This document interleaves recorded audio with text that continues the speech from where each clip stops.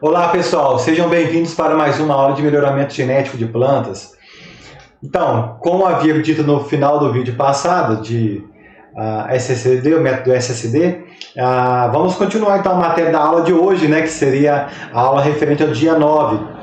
Então, lembrando, né, então mais uma vez para ficar bem claro, resumos para o dia, para quinta-feira que vem, né? Hoje nós estou gravando na sexta, então para quinta-feira que vem.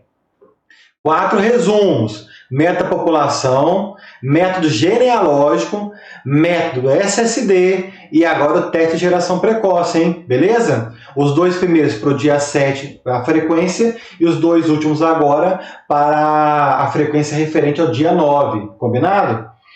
Então, beleza, hein? Então vamos lá agora para o segundo conteúdo do dia 9, referente ao dia 9. Teste da geração precoce, tá bom?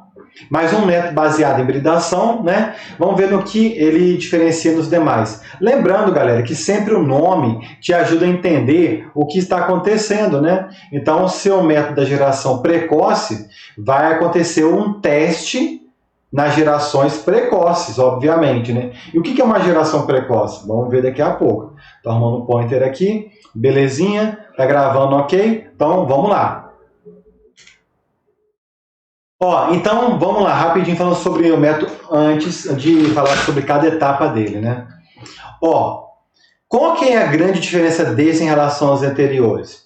Como o próprio nome já sugere, teste da geração precoce, a grande ideia é você realizar testes, né, estatísticos em gerações precoces, em gerações iniciais, né, para que dessa forma você consiga descartar aqueles indivíduos que são nitidamente inferiores, mas de uma forma mais rápida. E com isso você gastará menos tempo e recursos, né, com aquilo que não presta. Então, isso é a grande filosofia, a grande ideia que está por trás desse teste aí. Mas nós vamos ver que existem algumas limitações nesse método, tá bom? Então, vamos lá. Descrição do método. Como já comentamos, né? A parte lá de cima, cruzamento entre 2 genitores, a linhagem A com a B, obtém o híbrido F1, obtém a geração F2, tudo isso daqui, olha que é exatamente igual desde o método da população. E aqui para baixo também, onde tem um ensaio preliminar de linhagem, um ensaio intermediário, o final e o VCU, é tudo exatamente igual desde o método da população. Então não me erre isso na hora da prova, tá bom? Na hora da avaliação, do estudo de registro, seja lá o que for, você estiver estudando aí para ser avaliado, né? Para ver a mensuração do conteúdo aí, se está fixado na cachola ou não.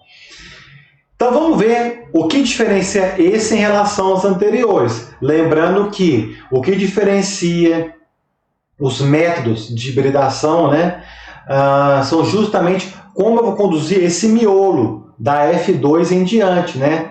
Porque é o método como eu vou conduzir a população segregante. Lembrando que o segrega é o da F2 em diante, né? Ok? Então vamos lá. Então, perceba aqui, em relação ao último método que a gente viu, foi o método SSD. Já está sendo diferente. Por quê? Aqui na F2 eu já tenho seleção individual das plantas superiores, né? Então eu bati o olho, nossa, essa planta aqui é boa mesmo, né? Vou pegar todas as sementes dela, e semearei, né, numa próxima geração em linha. Da mesma forma para todos semeados, para todos selecionados. Então, você tem 1000 plantas, né? Então, eu sempre vou falar o número 1000 aqui, porque eu acho bonito esse 1000. 1000 plantas, eu tenho 1000 plantas, igual minhas filhas, né? Quando elas querem falar, nossa, papai, é 1000 coisas, não sei o quê, 1000 qualquer coisa, eu falo assim, filho, 1000 coisas, quer dizer que é muita coisa. Então, eu tenho 1000 plantas lá na geração F2. Selecionei, sei lá, 500 plantas. Daí, então, vou colher todas aquelas sementes de cada uma dessas 500 e semearei em linha. Portanto, se eu tenho a planta número 1, todas as sementes daquela planta em linha. Da mesma forma para as outras, até a última planta lá. Beleza?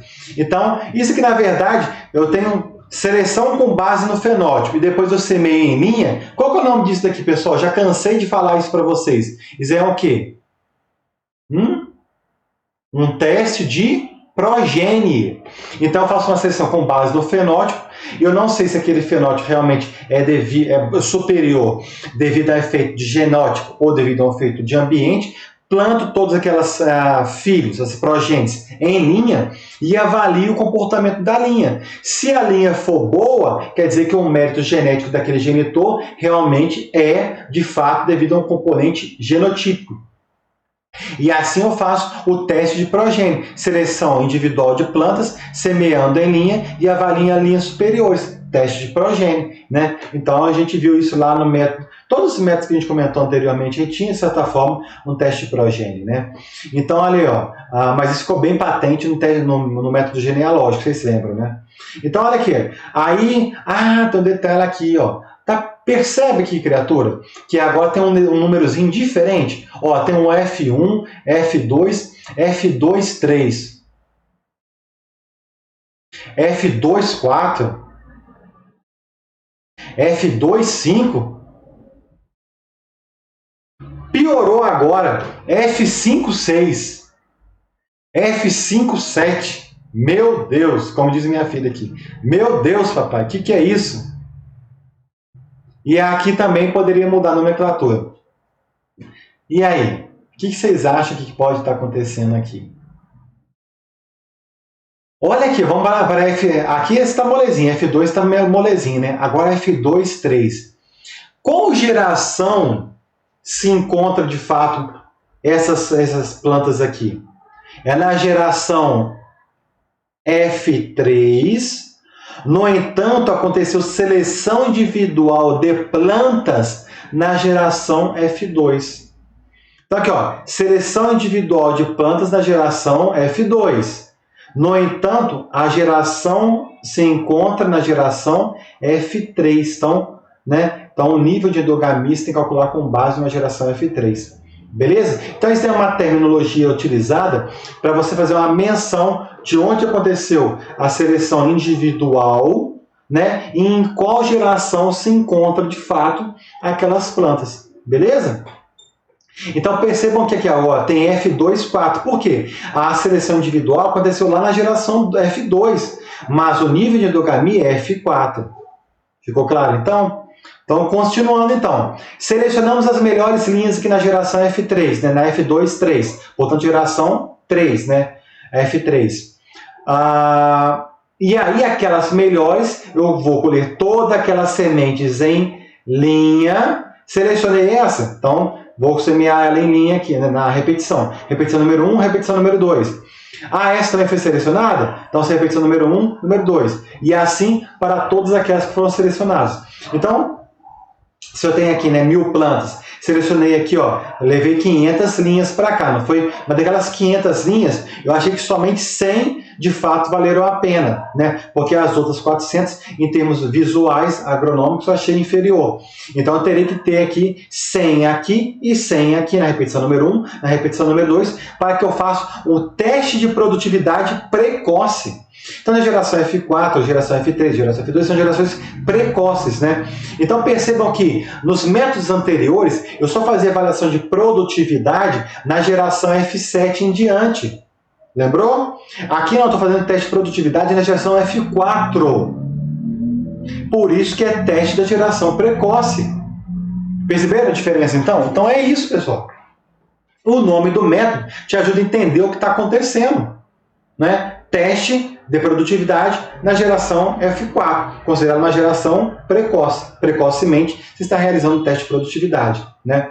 Então, segundo o autor que preconizou esse método, isso é uma grande vantagem, porque você já descartaria aqueles materiais que são genotipicamente inferiores, né? E dessa forma, eu não gastaria meus recursos, né, com eles nas gerações posteriores. Entendeu? Então, essa é a grande sacada desse método aqui, né? Mas será que de fato isso é comprovado? Isso realmente tem eficiência? Então, a gente vai ver isso daqui a pouco aqui. Então eu selecionei as melhores aqui. Então daquelas 100, vamos supor que estatisticamente eu identifiquei que somente 50 valem a pena. Então eu colho as sementes daquelas que são superiores, daquelas 50, novamente levo em linha, né? Semeio cada uma daquelas 50 em linha aqui, né? Faço, sei lá, a seleção aqui, né? Eu posso fazer a seleção com base em linha, com base na planta, né? Se eu achar que existe uma grande variabilidade genética na linha, eu posso fazer uma seleção de planta dentro da linha. Contudo, se eu achar que já tem uma grande uniformidade na linha, eu faço seleção com base nas melhores linhas. Então você tem que olhar, cada caso é um caso, tá bom? Então aqui, ó, percebam que a seleção individual aconteceu na F2, né? Mas a geração de fato, de nível de progressão de endogamia, ela acontece ela é de fato uma geração F5. Então, se eu faço uma seleção individual de plantas na geração F5, se eu optei por esse caminho, porque eu percebo uma grande disparidade genética dentro da linha, eu posso fazer isso perfeitamente. Aí eu mudo minha terminologia aqui, porque agora de uma F2 5, ela vai se tornar uma F5, 2 pontos, né, 6. Por quê? F5 aconteceu a seleção individual de plantas na geração F5, mas o nível de endogamia referente a uma geração F6, entendeu? Então tá ali, ó. Então agora, seleção individual das melhores plantas dentro de cada linha aqui, tá percebendo? E aí, porque eu percebo uma grande variabilidade genética ainda dentro da linha, e pego toda aquela semente daquela planta selecionada, né, na geração F5 e semeio em linha na geração F6. E aí na geração F6 eu faço novamente um teste de progênio. Então perceba que, ó, toda vez que tem teste de progênio da geração F2 para a geração F3, teve o teste de progênio na geração F3. Está percebendo que na geração F5 para a geração F6 tem um teste de progênio também na geração F6. Perceberam? Então os dois momentos tem um teste de progênio aí, né? E aí eu volto novamente a fazer um teste estatístico na geração F7. E aí, portanto, os procedimentos da F7, F8, F9, F10 são exatamente os já relatados desde a população, do método da população, o método genealógico e o método da SSD. Ok? Então, tem nada de novo aqui no final, assim como não tem nada de novo lá no início, né? O que muda aqui é o miolo, que é a forma como eu estou conduzindo a minha população segregante, como eu falo em vários vídeos aqui. Tá bom? Então percebo, F5 2.6, porque é o nível de endogamia F6, mas a seleção individual aconteceu lá na F5. Aqui é F5 2.7, porque o nível de endogamia é referente a uma geração F7, no entanto a geração que aconteceu, a seleção individual de plantas foi na geração F5. Beleza? Então, no final do processo, eu lanço a minha cultivar, obviamente, daquela que eu achei que valeu a pena, que é aquela que é a mais responsiva de todas aquelas 1000 que entraram no início do processo lá da F2. Beleza? Então é isso, pessoal. É muito simples esse método, né? Então, vamos ver agora as vantagens e desvantagens dele, né? Vantagem: descarte de cruzamentos ou linhas inferiores em gerações precoces, permitindo a concentração de recursos na condução de genótipos mais promissores. De fato, se eu consigo selecionar meus materiais, né, nitidamente inferiores e descarto eles, né, e fico somente com aqueles que são bons, né, óbvio que eu estou economizando tempo, dinheiro, mão de obra, recursos, área experimental, estou economizando tudo, né? Isso é extremamente desejável do ponto de vista do desenvolvimento de um novo material, né? Mas agora vamos ver as desvantagens, né? Comprometimento de parte dos recursos para avaliação de populações em gerações precoces, populações ou plantas, tá? Porque esse método existe uma variação dele, que você pode avaliar simultaneamente população. Aqui eu só dei ênfase em plantas, tá bom? Em gerações precoces, com limitada garantia de eficiência do procedimento. Beleza. Então isso é desencorajador quando nós olhamos na literatura. Por quê? Existem trabalhos que falam que existe uma correlação entre você selecionar materiais bons lá no início em gerações precoces, e isso de certa forma reflete lá nas gerações avançadas, na F7, F8, F9, F10. No entanto, existem trabalhos demonstrando que não é bem assim que funciona, né? Então, tem quase que meio que 50-50. Trabalhos demonstrando que é eficiente e trabalhos demonstrando que não é eficiente. Então, imagina, você é responsável por um programa de melhoramento genético. Você vai querer arriscar 50-50 no seu programa de melhoramento genético? 50% de ter certeza com 50% de não ter certeza? Hã? Você foi contratado por uma empresa. A sua vida depende disso. Você tem família para cuidar. E aí? Eu, particularmente, não utilizaria esse método. Além de ter aquela grande desvantagem também, que você deve, esse, eu não sei se vocês perceberam, eu nem comentei. Toda vez que faz seleção, tem que fazer quando? Em qual local? Nas condições edafoclimáticas que pretende lançar a cultivar. Onde tinha seleção nesse método aqui, galera? Praticamente todo ele. Assim como tinha lá, desde o método de população, o método genealógico. Então, esse método também é um método moroso. Olha como que isso daí é pesado do ponto de vista do melhoramento, né? Você compromete parte do seu recurso e você não tem certeza. E os estudos relatam por que não existe essa 100% de correlação de você selecionar os melhores lá na geração F4, por exemplo, correlacionando isso com a geração lá na F7, F8. Por quê? E aí vem os pesquisadores relatando algumas explicações, né? Dentre elas, lá na geração F4, vocês acham que o nível de homozigose é elevado? De certa forma, ele pode ser considerado como elevado, sim, né? Mas depende dos genitores, né? Então, como ali não tem um nível tão elevado ainda de homozigose, quando comparado a uma F8, por exemplo, pode estar acontecendo o que é ali, se aquela característica, obviamente, for regida dessa forma, né? Se aquela característica acontecer dominância, seja dominância completa, dominância parcial ou sobredominância, os seus resultados vão estar sendo mascarados. E isso é problemático, gente. Por quê? Eu estou avaliando uma produtividade lá na F4 que ela é influenciada, vamos por produtividade, né? Ela é influenciada, né? Nem todas as produtividades são predominantemente de dominância, tá, pessoal? Estou citando um caso hipotético aqui. Mas vamos citar o seguinte, que a dominância ela é importante para a manifestação daquela característica, tá? E aí acontece muita dominância, porque tem muitos locos de heterozigose lá na geração F4. E aí você seleciona um material lá que é aquele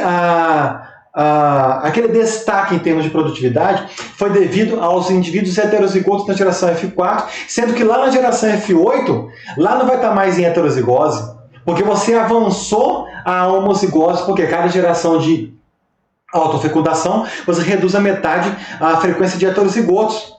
Entendeu a complexidade e o problema disso?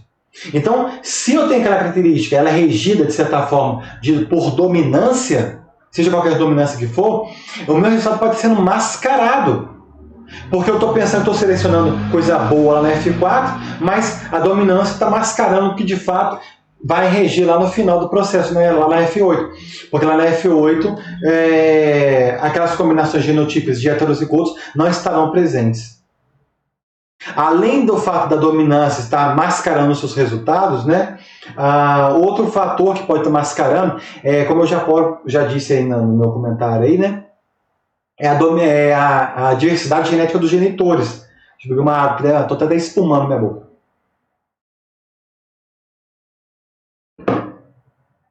Exemplo é o seguinte, se os meus genitores eles são muito diversos entre eles, lá nas gerações precoces, o que pode estar acontecendo ali? Se eles são muito diversos, a minha linhagem A e minha linhagem B são muito divergentes entre elas. Você acha que, de fato, Na minha geração F4, por exemplo, ela vai refletir o nível de homozigose, de uniformidade genética lá da F8? Vocês acham? Não. Então, dois fatores aí, né, segundo alguns pesquisadores, dizem que essa não correlação linear, né, que entre gerações precoces e gerações avançadas são devido a vários fatores, mas predominantemente devido a esses dois que eu elenquei para vocês aqui. A ocorrência de dominância, né, naquelas características ser muito relevante, né, e o nível de diversidade genética daqueles genitores ali. Então, basicamente é isso, tá bom? Existem outros fatores também que eu não vou falar aqui, mas são os mais importantes, são esses dois aí, tá bom? Então, passando para outra desvantagem agora. Limitação do número de gerações que podem ser avançadas por ano, representando um atraso no desenvolvimento das linhagens homozigotas. Óbvio, né? Comentei agora. Toda vez que tem seleção, deve ser conduzido nas condições edafoclimáticas que se pretende lançar o cultivar. Portanto, naquele mesmo solo, naquele mesmo microclima, para que você tenha maximizado, se fosse o objetivo, obviamente, né, e explorar a interação genótica por ambiente, né? Inclusive, a interação genótica por ambiente é uma das explicações, né, por essa diferença de comportamento da geração F4 para a F8, mas eu nem falei aqui, mas também é uma explicação. Então, pessoal, viu como que esse método ele é complexo, né? Eu, particularmente, eu não trabalharia com esse método se eu fosse contratado numa empresa, né, para desenvolvimento de um material. Eu, obviamente, se fosse para trabalhar com uma planta autónoma, eu, sinceramente, optaria pelo método SSD, uma opção particular minha e de grande parte dos melhoristas, né, pela grande questão do tempo, né. Mas, e a última desvantagem aí, pouca eficiência em caso de características com baixa herdabilidade. Foi o que a gente comentou, né? Como é que você vai ter 100% de certeza naquelas gerações precoces lá que aquelas características de baixa rentabilidade, por exemplo, produtividade, refletirá em termos de produtividade, né? Porque a produtividade é uma característica de baixa rentabilidade lá na geração F8. É lógico que existem outras características de baixa rentabilidade, tá, pessoal? Mas eu estou citando produtividade aqui porque é aquela que é mais fácil de ser visualizada. Porque, lembre-se, características de baixa rentabilidade normalmente são aquelas muito influenciadas por ambiente. Normalmente são características quantitativas, lembra? Características quantitativas são aquelas que governam por muitos genes. Lembra? Eu comentou tudo isso lá na genética, então não vou ficar voltando aqui não.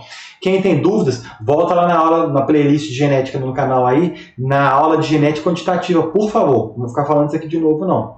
Então, pouca eficiência em caso de características com baixa herdabilidade. Tá bom, pessoal? Então, essas seriam desvantagens. Então, como nós vimos aí, existem mais desvantagens do que vantagens. Então, mais uma obrigação aqui é demonstrar que existe esse método. Porque existem alguns programas de melhoramento aqui no Brasil que optam por utilizar e tem certo êxito, né?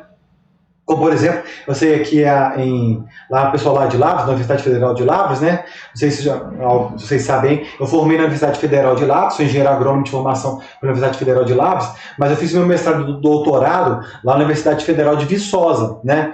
Então, eu sei que o pessoal lá de Lavras, eles trabalham, o pessoal que trabalha com melhoramento genético de feijão, tem algumas cultivares de feijão dele lá que eles lançaram através do teste de geração precoce, né?